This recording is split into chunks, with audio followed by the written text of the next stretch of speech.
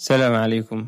kulanti wacan saaxiibayaal ku soo dhawaada buugga Dhabanahays ee ciwaan hooseedkiisu yahay xasuus qorka dhurwaagii dhiman waayay ee uu qoray Ustaad Maxamed Gaani. Waa buug aad ii soo jiitay isla markii aan bilaabino waxaan arkay aniga oo sii rogaya bogga u dambeeya luuqadda uu qoraagu ku hadlayo oo ay ka muuqata cadho kulul iyo dhaliil aan isleeyahay damiir kasta oo nool waxay u tahay baraarujin ayaa akhristaha ku khasbaysa in uu hakiyo akhriska kadibna uu ka fikiro oo isagu isxisaabiyo.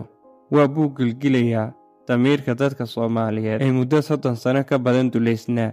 dhanka kale buuggu wuxuu la fagurayaa qodobna isku dul istaagaya waxyaabaha aafada ku noqday dadka Soomaaliyeed oo ay ka mid yihiin isbeddel la'aan, damac, damiir la'aan, kuulwade, qalindhuug, khamiisley, koofiyadley, madhergaaradan, qorismaris iyo aafooyin badan oo aynan halkan ku soo koobi karin. isagoo isla markaana buugga u hibeeyey damiir kasta oo nool qorismaris ay dhurwaayoobid u damqinayso aadana inuu noqdona doonaya. waraabo walba oo isla quman kharibaadiisana ku qanacsan, dhibana ay dhiigmiratadu agoon iyo rajay ka dhigeen, waalid ku goblamay, gulufka ay qooqanayaashu shideen, dalgubtay, darxumaday bideenna la silicsan iyo bulsho aradan sidii ay tubta uga halowdayna weli uga lunsan. buuggu wuxuu ka kooban yahay 22 cutub.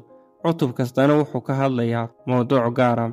cutubka hore waxa uu fikrad guud ka siinayaa qaab dhalashadii dhurwaaga iyo saamaynta uu ku leeyahay fal kastoo aadanuhu sameeyaan iyo qaabka uu dadka iskaga soo dhigo uguna adeegto. isla dhurwaaga ayaa siinaya tilmaamo tolmoon oo aynu isaga furdaamin karno dhibaatooyinkiisa, isagoo inooga digaya aafooyinka dalkan iyo dadkan burburiyey. sidoo kale wuxuu inoo sawirayaa humaagyo qarsoon oo ka dhex jira dunidan aynu ku noolnahay. cutubka labaad, isbeddel. noloshu waa mid isbeddesha.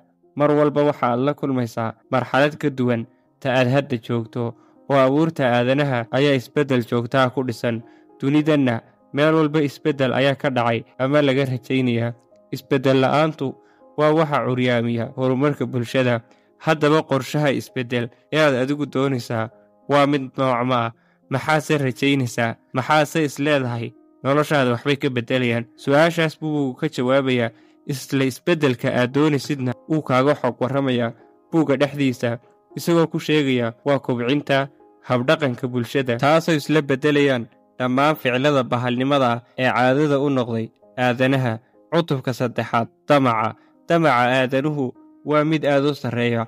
waa mid ay ummaduhu ku halaagsamaan, waayo bini'aadamka ayaa naf iyo maalba u huraya sidii uu kasban lahaa adduun iyo maal fara badan. qoraagu wuxuu waaqicay nagu tusinayaa cudurrada ugu waaweyn ee bulshada haysta, bugtan la bixin waayeyna ku noqda in ay yihiin damaca, damiir xumada, qabiil caabudka, bulshada lagu sirqaamiyey, halka dadkii bulshada indhaha u ahaa ay ka mid yihiin tacliileyda, qoraayada, ganacsatada, duqayda dhaqanka, waxgaradka iyo culimmadu ay hakradeen oo ay wax ku darsanin garaadkooda iyo wacyigii bulshadii ay indhaha u ahaayeen.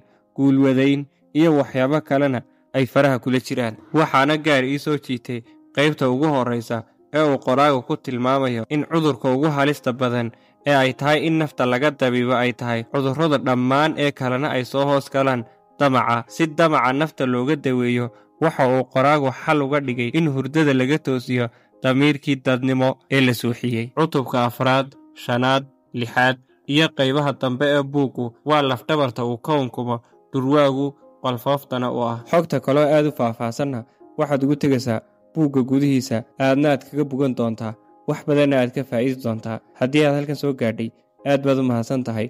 buuggaad jeclaan lahayd inaynu wax ka soo nidhaahnana nala soo wadaag haddii aad garanaysid. salaamu calaykum.